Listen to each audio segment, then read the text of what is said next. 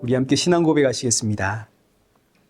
전능하사 천지를 만드신 하나님 아버지를 내가 믿사오며 그 외아들 우리 주 예수 그리스도를 믿사오니 이는 성령으로 잉태하사 동정녀 마리아에게 나시고 본디오 빌라도에게 고난을 받으사 십자가에 못 박혀 죽으시고 장사한 지 사흘 만에 죽은 자 가운데서 다시 살아나시며 하늘에 오르사 전능하신 하나님 우편에 앉아 계시다가 저리로서 산자와 죽은 자를 심판하러 오시리라.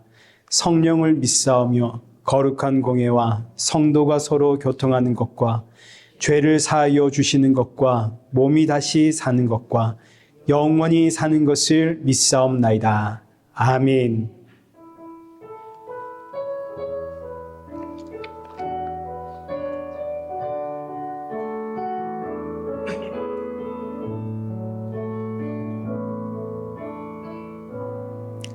하늘의 문을 여소서 이곳을 주목하소서 주를 향한 노래가 꺼지지 않으니 하늘을 열고 보소서 이곳에 임재하소서 주님을 기다립니다. 기도의 향기가 하늘에 닿으니 주여 임재하여 주소서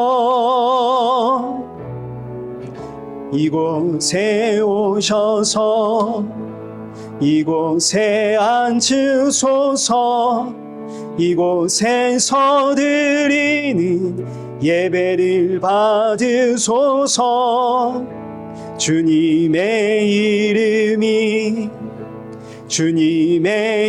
이름만이 오직 주의 이름만 이곳에 있습니다. 이곳에 오셔서 이곳에 앉으소서 이곳에서 드리는 예배를 받으소서 주님의 이름만이 오직 주의 이름만 이곳에 있습니다. 우리 이 시간 예배 앞에 서 있는 내 모습을 돌아보면서 오늘의 예배가 지치고 상한 내 영혼의 담비와 같은 예배가 되도록 내 마음의 문을 활짝 열어 주옵소서. 그리고 함께하는 사랑하는 성도들에게도 새 힘과 위로와 안식의 예배가 되게 하여 주옵소서. 우리 함께 예배를 사모하는 마음으로 기도의 자리로 나아가겠습니다. 기도하겠습니다.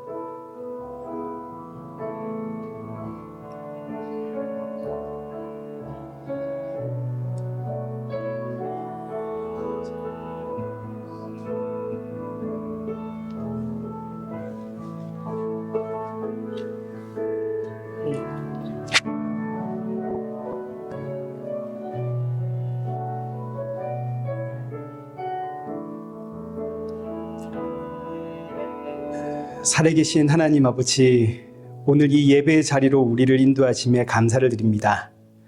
지치고 상한 심령들이 이 자리에 모였사오니 오늘의 예배가 사랑하는 성도들에게 위로와 평안과 안식의 예배가 되어지도록 은혜 부어 주옵시고 주가 주시는 생명의 말씀으로 새롭게 시작하는 이 한 주를 살아내고 버티며 또 날이 갈수록 예수님의 그 십자가의 은혜와 사랑이 더욱더 충만해지는 우리 성도가 되어지도록 은혜 부어 주옵소서.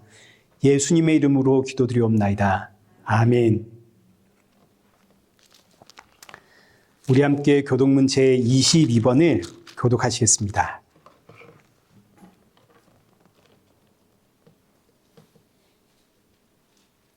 교독문 22번입니다. 악을 행하는 자들 때문에 불평하지 말며 불의를 행하는 자들을 시기하지 말지어다.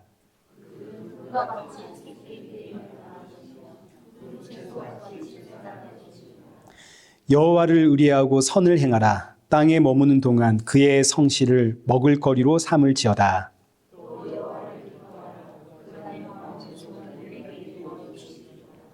내 길을 여호와께 맡기라. 그를 의지하면 그가 이루시고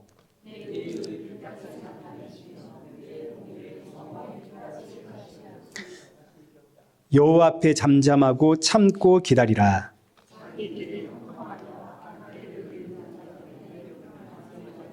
함께 읽겠습니다. 분을 그치고 노를 버리며 불평하지 말라. 오히려 악을 만들 뿐이라. 아멘. 찬송가 23장 찬양하시겠습니다.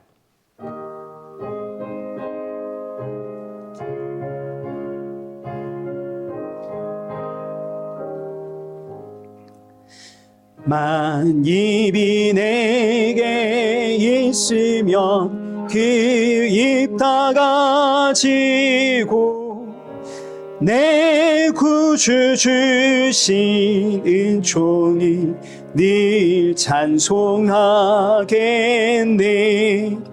내 은혜로신 하나님 날 도와주시고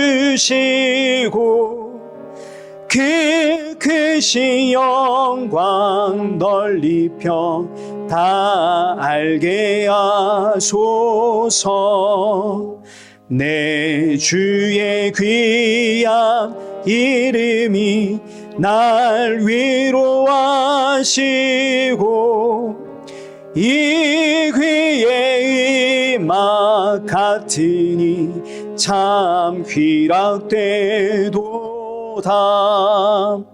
내 죄의 권세 깨뜨려 그 결 푸시고 이 주한 마음을 비로소 곧 정케 하셨네.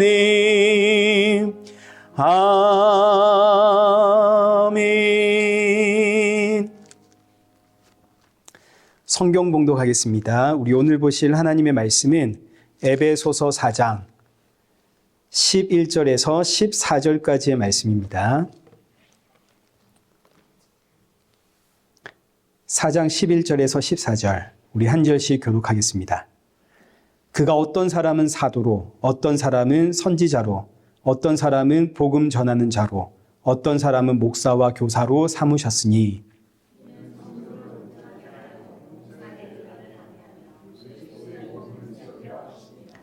우리가 다 하나님의 아들을 믿는 것과 아는 일에 하나가 되어 온전한 사람을 이루어 그리스도의 장성한 분량이 충만한 데까지 이르리니 이는 우리가 이제부터 어린아이가 되지 아니하여 사람의 속임수와 간사한 유혹에 빠져 온갖 교훈의 풍조에 밀려 요동하지 않게 하려 함이라.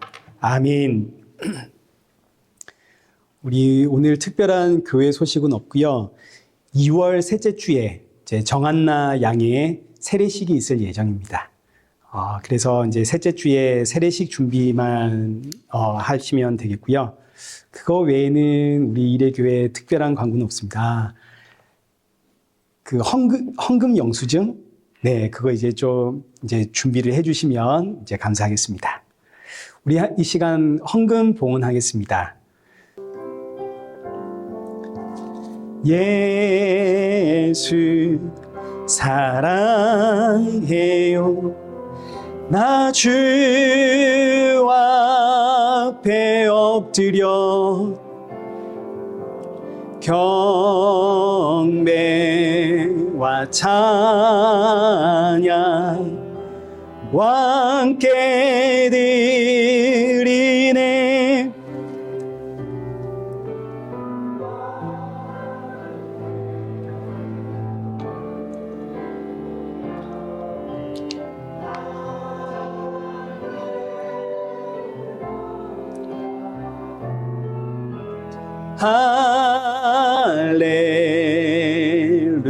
할렐루야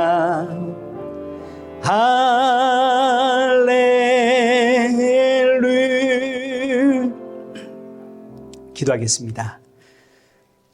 오늘 이 예배 자리로 인도하신 하나님 감사합니다. 이 시간 지난 한 주간 동안에 우리의 연약함과 완악함을 고백하오니 용서하여 주옵시고 예배를 드릴 때마다 예수님의 십자가의 은혜로 이 자리에 설 수 있다는 사실을 기억하며 이 세상의 꿈과 소망과 뜻을 두지 않고 하나님 나라의 소망을 품고 이 땅에서 나그네로 살아가는 우리 성도가 되도록 그 마음을 붙잡아 주옵소서. 이 시간 귀한 예물을 준비하여 드립니다. 헌금을 준비할 때마다 날 위해 십자가에 죽으시고 부활하시고 그리고 다시 오실 예수님을 기억하게 하시고 나의 모든 것 주의 것이며 주님께 드림이 나의 기쁨임을 고백하는 우리 성도가 되게 하여 주옵소서. 예수님의 이름으로 기도드리옵나이다. 아멘. 우리 오늘 본문 에베소서 4장 11절에서 14절입니다. 온전한 사람이라는 제목으로 오늘 본문의 말씀을 우리 함께 살펴보겠습니다.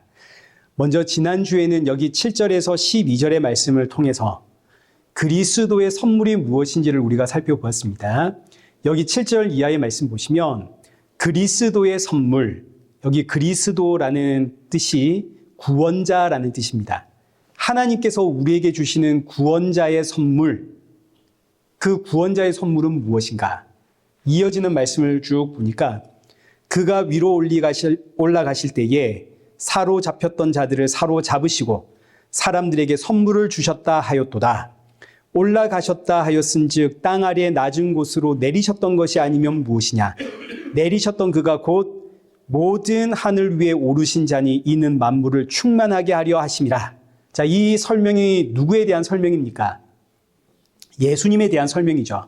그렇다면 하나님이 우리에게 주시는 구원자의 선물, 그 그리스도의 선물은 예수님이라는 이야기죠. 하나님께서 우리에게 예수님을 선물로 주셨다 이겁니다. 근데 이 선물의 분량이 한량이 없기 때문에 예수님을 믿는 모든 성도들은 각자가 예수님과 하나입니다. 나와 함께 하시는 예수님. 예수님이 지금 영으로 나와 함께 하시죠. 자, 그러면 하나님이 우리에게 이렇게 예수님을 선물로 주신 목적은 무엇인가? 여기 10절 하반절의 말씀처럼 만물을 충만하게 하기 위함입니다. 여기서 만물은 교회를 뜻한다고 우리 지난주에 살펴보았죠. 저와 여러분이 교회입니다. 하나님이 우리를 하나님의 충만으로 충만케 하려고 예수님을 선물로 주었다. 하나님이 우리에게 예수님을 선물로 주신 것을 우리가 믿음이라고 합니다. 믿음. 자, 그런데 지금부터 이제 이해를 좀 잘 하셔야 됩니다. 구원은 예수님을 믿는 믿음으로 이루어지는 것이지만 이건 틀림없는 사실이죠. 구원은 믿음으로 받습니다. 믿음으로 구원받습니다. 그러나 하나님의 충만함, 이 땅에서 성도가 누리는 그 하나님의 충만으로 충만해지는 기쁨의 신앙 생활은 믿음으로 되는 게 아닙니다. 믿음만으로 되는 게 아닙니다. 그래서 하나님이 교회에 성도의 충만함을 위해서 직분을 주신 겁니다. 여기 11절, 이게 바로 그 이야기거든요. 잘 보십시오. 7절에서 하나님이 각 사람에게 그리스도의 선물을 주시는데 이는 교회의 충만을 위한 목적입니다. 그런데 이 교회의 충만, 성도의 충만은 믿음만으로는 안 됩니다. 그래서 11절에 직분을 주십니다. 그리고 12절에서 직분을 주시는 이유를 다시 한번 설명을 하는데 이는 성도를 온전하게 하여 봉사의 일을 하게 하며 그리스도의 몸을 세우려 하심이라. 성도가 온전해져서 너와 내가 그리스도의 몸으로 세워져 가는 게 이게 충만이거든요. 이렇게 성도를 충만하게 하기 위해서 하나님이 우리에게 예수 그리스도를 믿는 믿음을 넣어주시고 동시에 교회에다가 직분을 세우셨다 이겁니다. 그래서 믿음만으로는 안 된다라는 이야기가 나오는 겁니다. 이 말씀을 정말 잘 이해를 해야 됩니다. 구원을 받는 것은 오직 믿음입니다. 믿음으로만 구원을 받습니다. 그러나 이 땅에서 성도가 누리는 하나님의 그 충만함을 누리는 성도의 신앙 생활은 믿음만으로는 안 되는 겁니다. 그래서 하나님이 직분을 주셨습니다. 오늘 우리가 살펴볼 내용이 바로 이 이야기입니다. 지금은 여러분들이 이게 왜 믿음만으로 안 되지라고 생각할 수 있는데 이제 들어보시면 여러분이 이해가 되실 겁니다. 자, 그럼 이제 하나님이 세우신 직분을 우리가 한번 보겠습니다. 여기 11절. 그가 어떤 사람은 사도로, 어떤 사람은 선지자로, 어떤 사람은 복음 전하는 자로, 어떤 사람은 목사와 교사로 삼으셨으니, 이제 여기에 5가지의 직분이 나오죠. 사도, 선지자, 복음 전하는 자, 목사와 교사. 일단 이 5가지의 직분은 임시직과 항존직으로 구분이 됩니다. 임시직은 뭐냐면 이때는 있었지만 지금은 더 이상 존재하지 않는 직분을 뜻합니다. 사도와 선지자와 복음 전하는 자가 임시직입니다. 오늘날에는 이런 직분이 없습니다. 자, 반대로 그때부터 지금까지 존재하고 유지되고 있는 직분을 항존직이라고 하는데 목사와 교사입니다. 목사와 교사는 그때부터 시작해서 지금까지 존재하는 직분입니다. 자, 그러면 임시직과 항존직은 어떤 차이가 있길래 임시직은 사라졌고 항존직은 오늘날에도 유지되고 있는가를 우리 한번 생각해 보겠습니다. 먼저 임시직, 사도와 선지자와 복음 전하는 자, 이 직분은 아무나 받을 수 있던 직분이 아닙니다. 조건이 있습니다.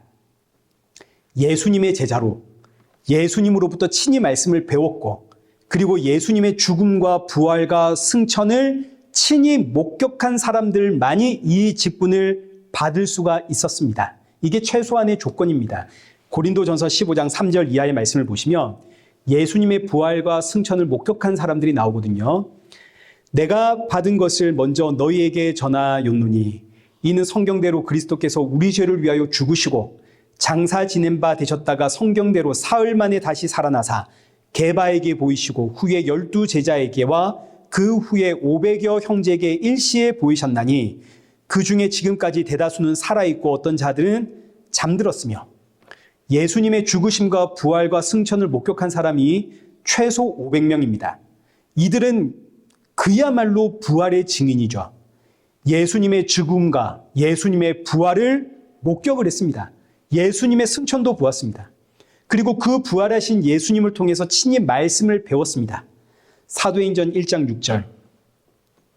그들이 모였을 때 예수께 여쭈어 이르되 주께서 이스라엘 나라를 회복하심이 이때이까 하니 이르시되 때와 시기는 아버지께서 자기의 고난에 두셨으니 너희가 알 바 아니오. 오직 성령이 너희에게 임하시면 너희가 권능을 받고 예루살렘과 온 유대와 사마리아와 땅끝까지 이르러 내 증인이 되리라 하시니라.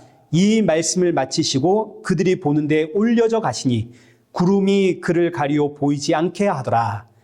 예수님 부활하시고 승천하셨습니다. 예수님이 하늘로 올라가시기 직전 이제 많은 제자들에게 생명의 말씀을 가르치신 뒤에 사명을 주십니다. 이제 가라. 땅끝까지 가서 내 증인이 되어라. 이 말씀을 친히 받은 자들, 이것이 사도와 선지자와 복음 전하는 자의 최소한의 조건입니다. 그래서 오늘날에는 사도와 선지자와 복음 전하는 자들이 없습니다. 최소 조건이 예수님의 죽음과 부활과 승천을 목격하고 예수님으로부터 친히 말씀을 받아야, 말씀의 가르침을 받아야 되는 건데 오늘날에 이런 사람은 없죠. 그래서 오늘날에는 사도도 없고 선지자도 없고 복음 전하는 자도 없습니다. 그래서 이 직분을 그때만 필요한 직분이다라고 해서 임시직이라고 부릅니다. 그럼 이제 그때는 왜 이런 직분들이 필요했는가? 성경이 완성되어야만 했거든요. 구약의 성경이 예수 그리스도를 증거하는 말씀이다라는 것을 사람들에게 증거해야만 했고 동시에 신약 성경을 완성해야만 했기 때문에 하나님께서 사도와 선지자와 복음 전하는 자라는 특별한 직분을 세우신 겁니다. 사도와 선지자와 복음 전하는 자들을 통해서 신약 성경이 완성이 됩니다.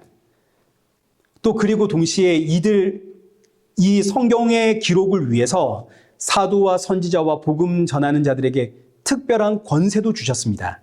여기 마가복음 16장 15절 이하의 말씀 보시면 또 이르시되 너희는 온 천하에 다니며 만민에게 복음을 전파해라.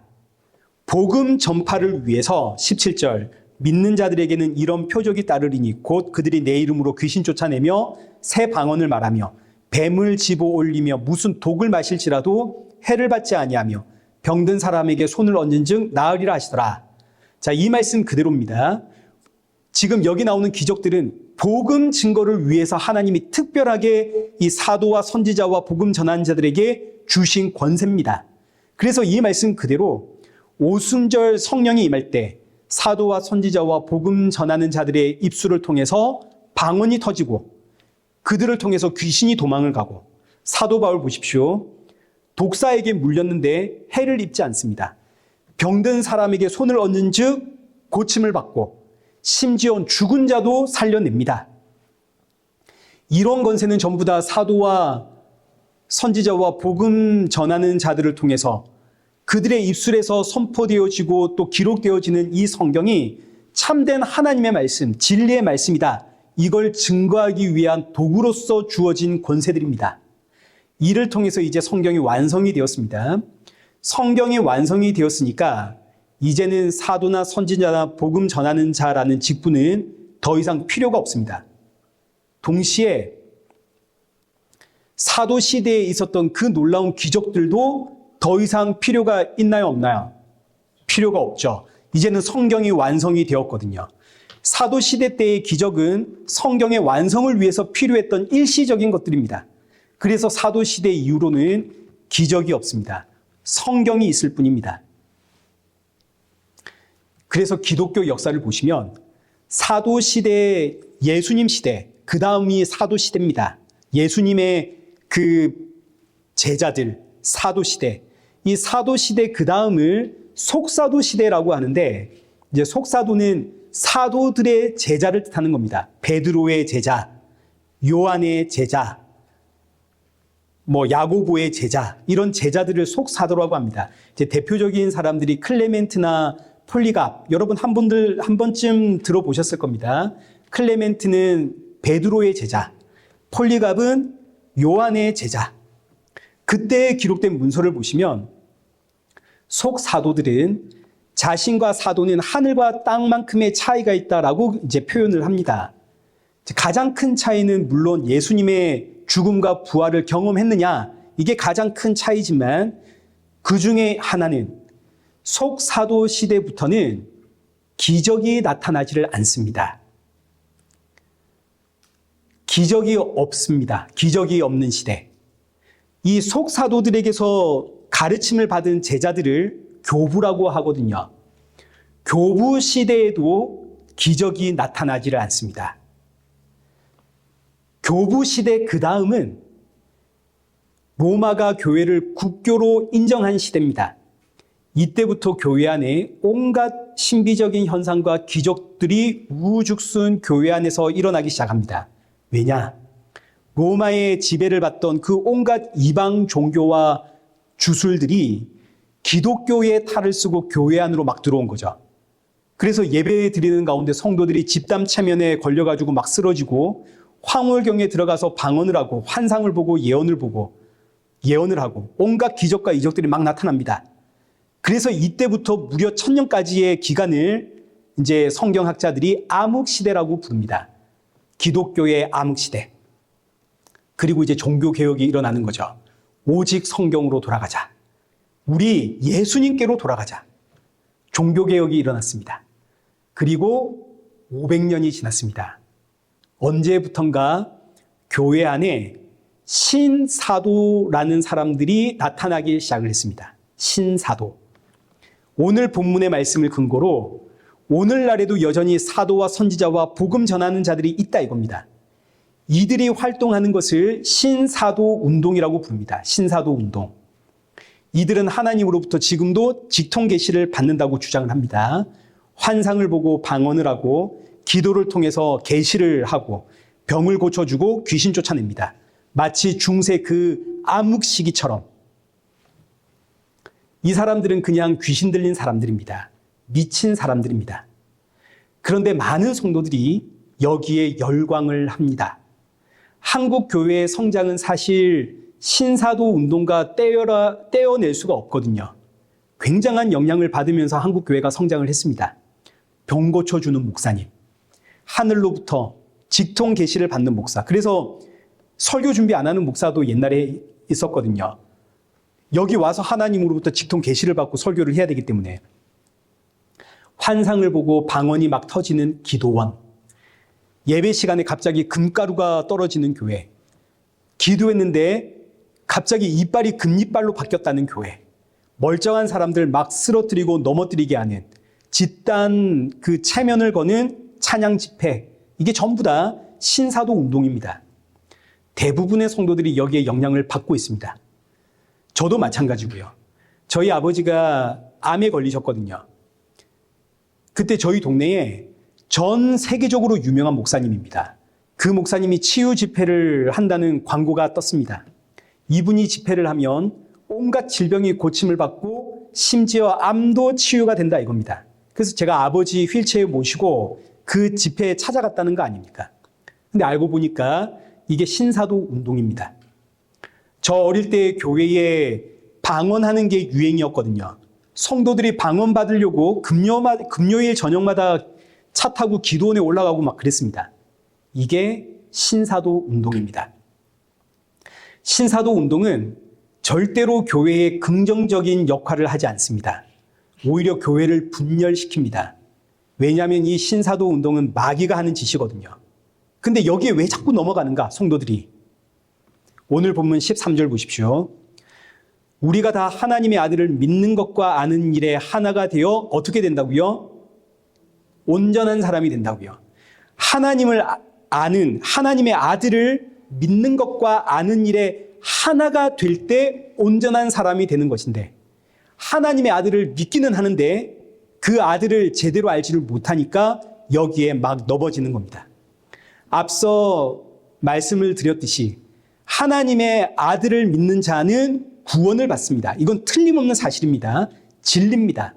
마귀 사탄이 아무리 성도를 가지고 장난을 치고 그래서 성도가 여기에 수없이 넘어지고 쓰러져도 마귀 사탄은 성도가 받은 구원을 빼앗아갈 수는 없습니다.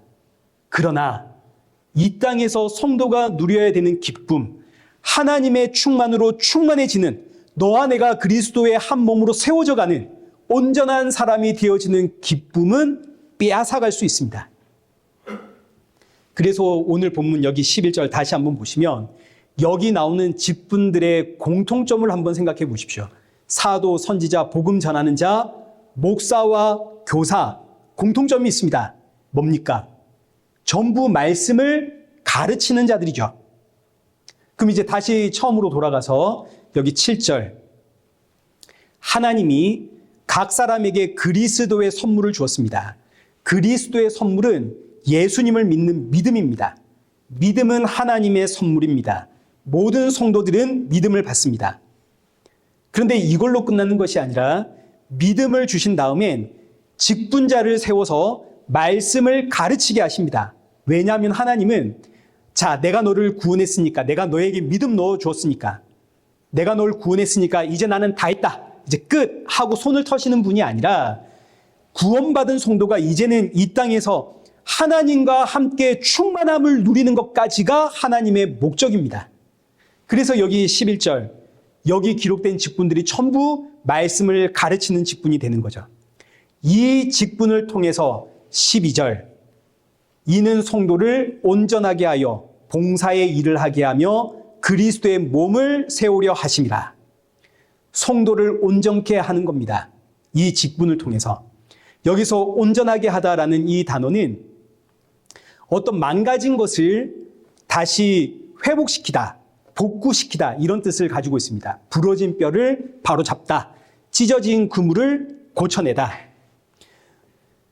말씀을 가르치는 직분을 통해서 성도를 회복시킨다 이거죠. 왜냐하면 우리는 그동안 죄와 사망에 매여서 한평생 죄의 종노릇하며 살았던 인생입니다.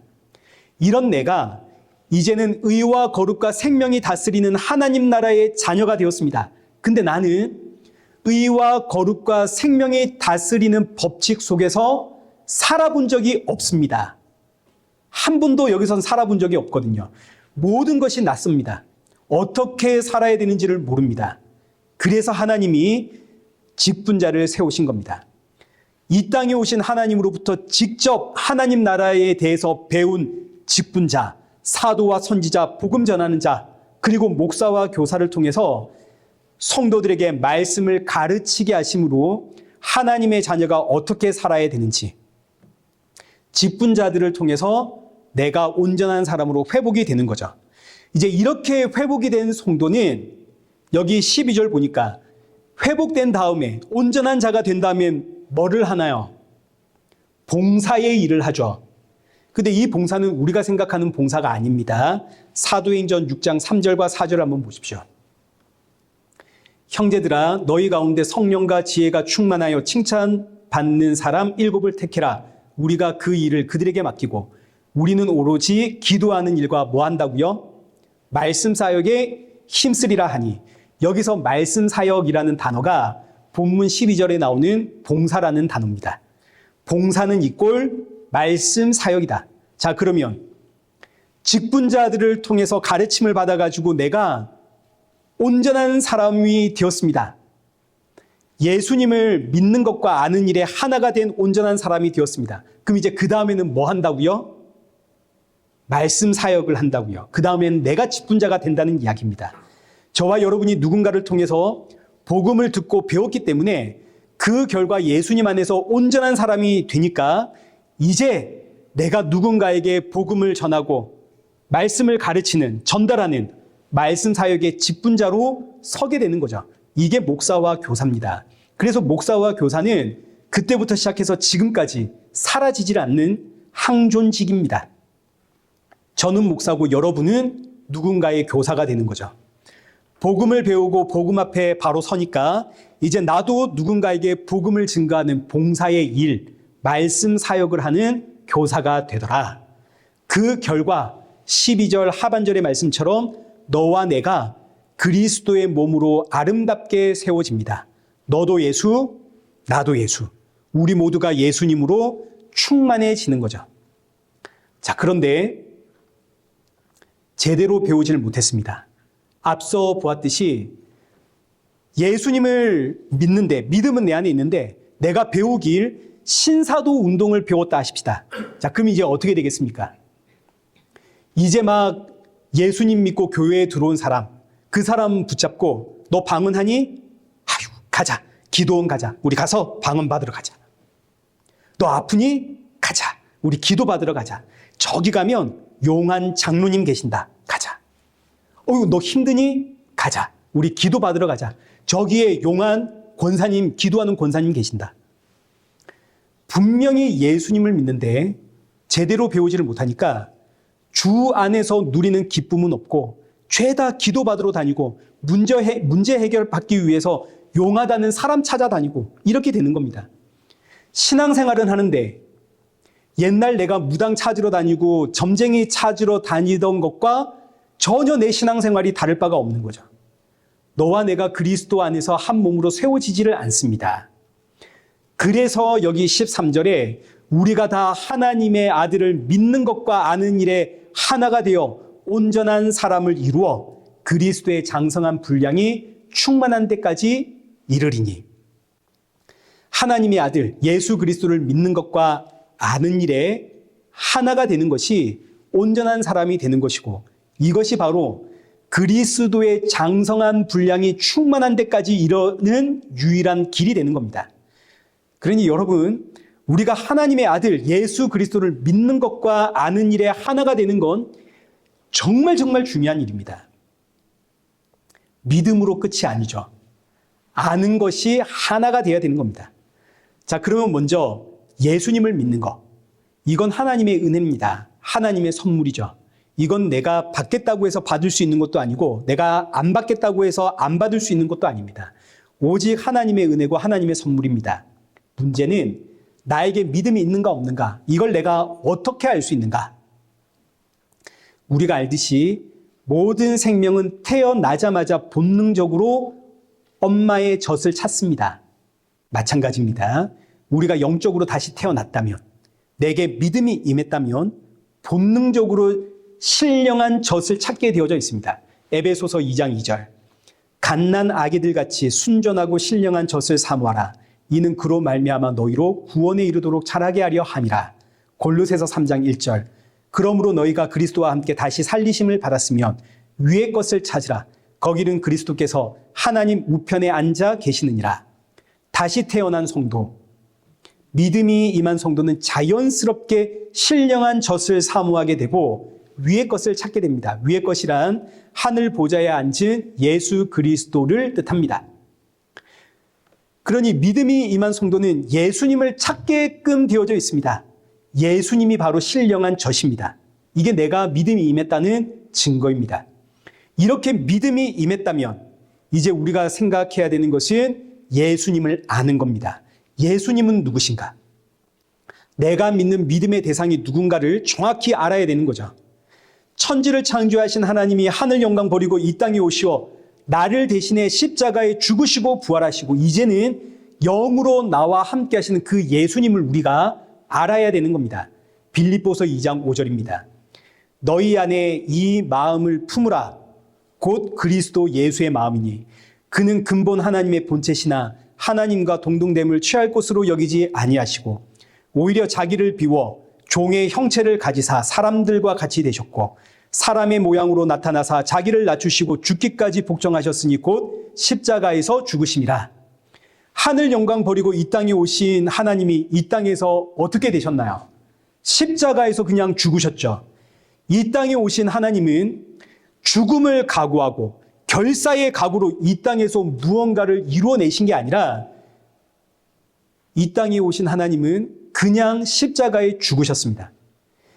죽음을 각오했더니 이런저런 일이 이루어지더라 이게 아니라 이 땅에서 그냥 죽으셨다고요. 이 땅에서 말없이 십자가에 죽으신 그 예수님의 마음을 품는 것이 예수님을 아는 겁니다.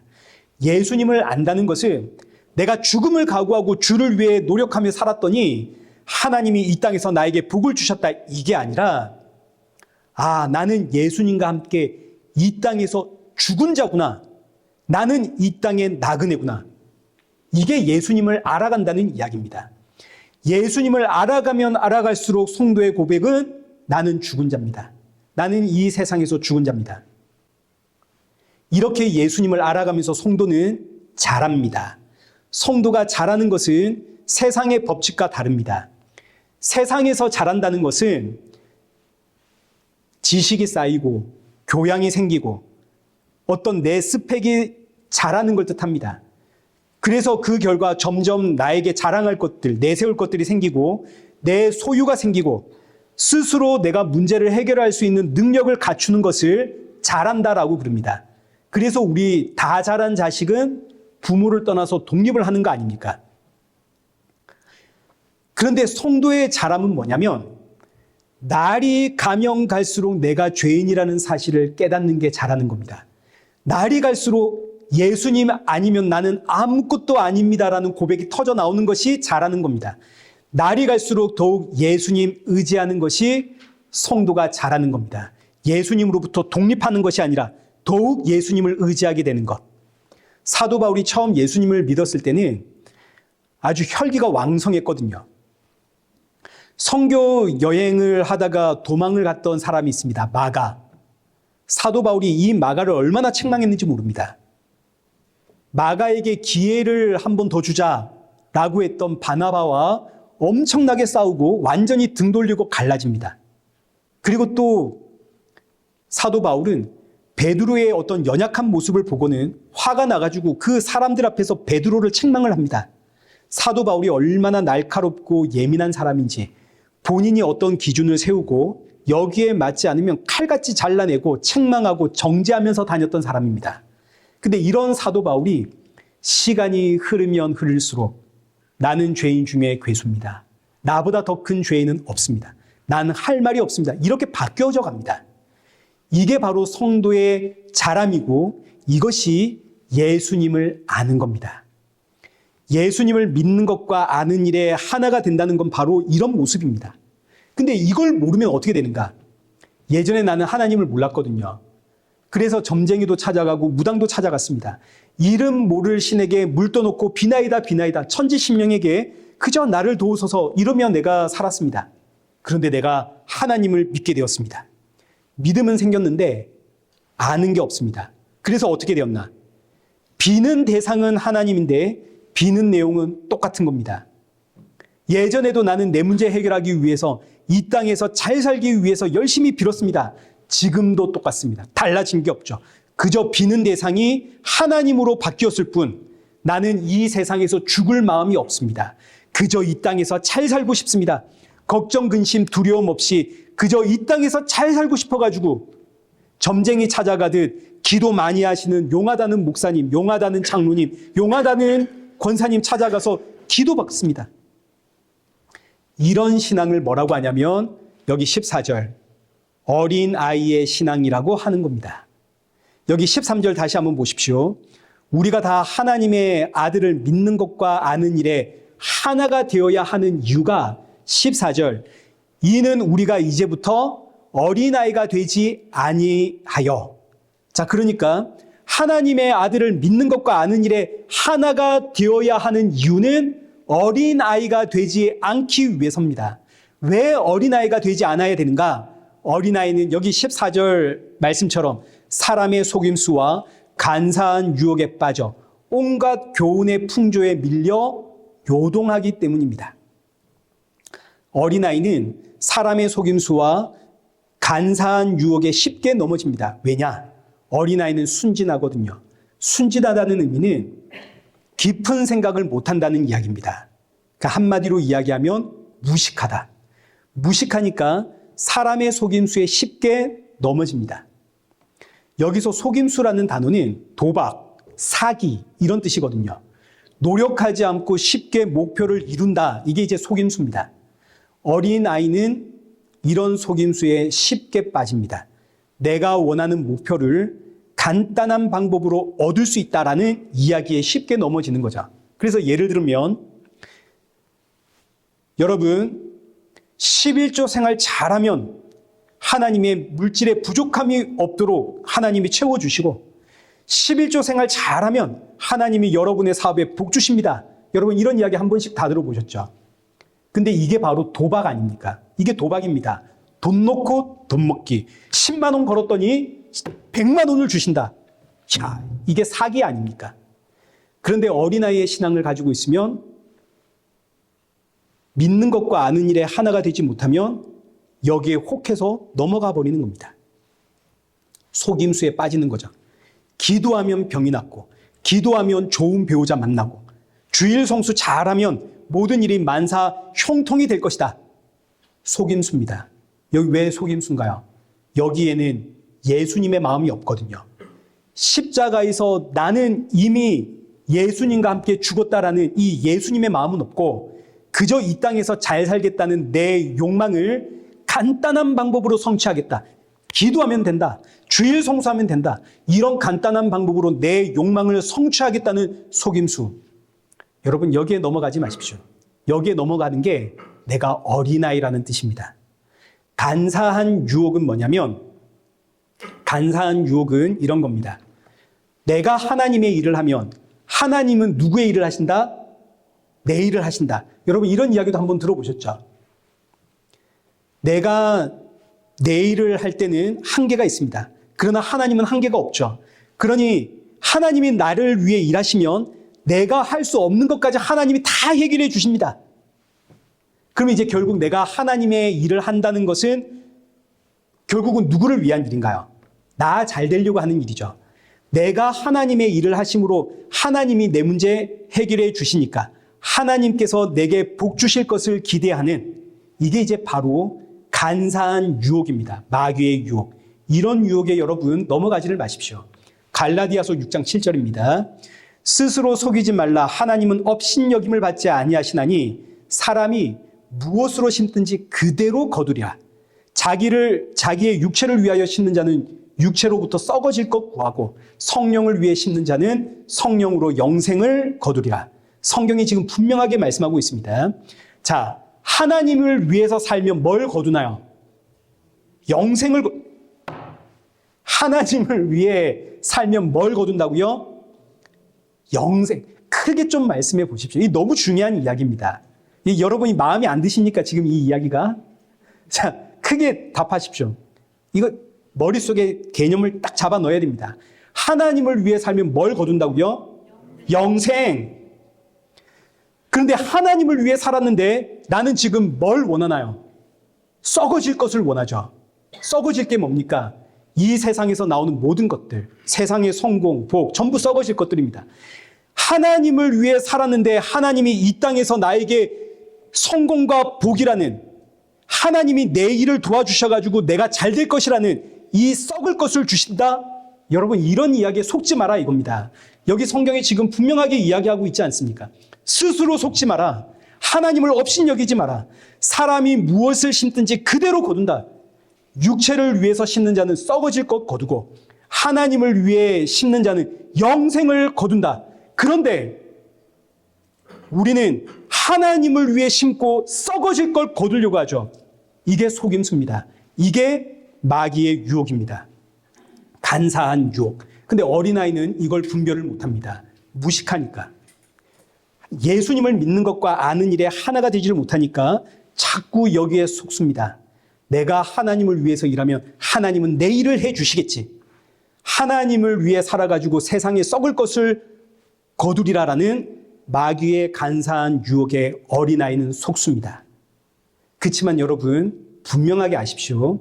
이건 구원과는 지금 상관이 없는 이야기입니다. 구원과는 상관이 없습니다. 구원은 믿음으로 받습니다. 지금 내 문제는 뭔가요? 성경이 지적하는 문제는 믿는데 아는 것이 하나가 되지를 못할 때 일어나는 일들입니다. 하나님이 원하시는 신앙의 모습, 온전한 사람으로서 하나님의 충만함을 누리는 신앙의 모습이 아니다 이겁니다. 이런 모습들이. 그래서 갈라디아서 3장 1절, 어리석도다 갈라디아 사람들아, 예수 그리스도께서 십자가에 못 박히신 것이 너희 눈앞에 밝히 보이거늘 누가 너희를 꾀더냐. 여러분, 이 말씀을 기억하십시오. 이제 마지막 본문 여기 14절 하반절에 어린아이는 온갖 교훈의 풍조에 밀려서 요동한다. 이제 여기에 대해서는 우리가 다음 주에 살펴보도록 하겠습니다. 말씀 맺겠습니다. 하나님은 우리가 하나님의 아들을 믿는 것과 아는 일에 하나가 되어 온전한 사람이 되기를 원하십니다. 온전한 사람은 우리 앞서 보았듯이 예수 그리스도의 마음을 품는 자입니다. 예수 그리스도의 마음을 품었다는 이야기는 나는 예수님과 함께 이 세상에서 죽은 자구나. 갈라디아서 6장 14절. 그러나 내게는 우리 주 예수 그리스도의 십자가 외에 결코 자랑할 것이 없으니 그리스도로 말미암아 세상이 나를 대하여 십자가에 못 박히고 내가 또한 세상을 대하여 그러하리라. 바로 이 말씀입니다. 나는 예수님 외엔 자랑할 게 없습니다. 세상이 나를 볼 땐 내가 죽은 자처럼 보입니다. 반대로 내가 세상을 볼 땐 세상이 죽은 자입니다. 이것이 예수님의 마음을 품은 성도의 신앙이고 동시에 날이 가면 갈수록 나는 참으로 죄인 중에 괴수입니다. 예수님 아니면 나는 아무것도 아닙니다. 나의 자랑은 오직 예수님 뿐입니다. 이 신앙 고백을 하는 자가 온전한 사람입니다. 이것이 믿는 것과 아는 것에 하나가 된 온전한 사람의 모습입니다. 이때 성도는 하나님이 주시는 충만함, 세상은 알 수도 없고 줄 수도 없는 예수님 안에서의 평안을 맛보게 되는 것이고, 이때 성도는 너와 내가 그리스도 안에서 한 몸으로 세워지는 겁니다. 오늘 이 자리에 모인 모든 분들이 하나님의 아들을 믿는 것과 아는 일에 하나가 되어서 하나님이 우리에게 주시는 그 충만함, 풍성함, 세상이 줄 수 없는 평안함, 예수 그리스도 안에서 우리가 너와 내가 하나가 되어지는 이 온전한 기쁨을 맛보는 온전한 사람 되시기를 축원합니다. 살아계신 하나님 아버지, 우리는 너무나 연약하고 무지합니다. 그러하오니 우리의 귀를 열어 우리 귀에 올바른 복음의 말씀을 들려주시고 예수님을 믿는 것과 아는 일에 하나가 되는 은혜 허락하여 주옵시고, 또 주신 말씀으로 누군가에게 바른 복음을 증거하는 교사의 직분 잘 감당하도록 예수님의 몸으로 우리 모든 성도가 함께 아름답게 세워지는 복된 은혜 허락하여 주옵소서. 새롭게 시작하는 이 한 주도 복음의 증인되게 하시고 예수님을 더 많이 닮아가는 성도로 연단하시는 주의 이끄심에 순종하며 감사하는 성도 되게 하여 주옵소서. 사랑하는 모든 성도들의 가정이 예수님으로 충만케 되어지길 원합니다. 예수님의 이름으로 기도드리옵나이다. 아멘. 이제는 우리 주 예수 그리스도의 은혜와 성부 하나님의 크신 사랑과 성령 하나님의 위로교통 충만하심이 내게 맡기신 사명에 충성하며 주신 은혜 감사하며 주님 만날 그날 사모하며 기다리는 우리 일회교회와 성도들과 온 세계 교회 머리머리 위에 이제로부터 영원토록 함께 있을지어다. 아멘.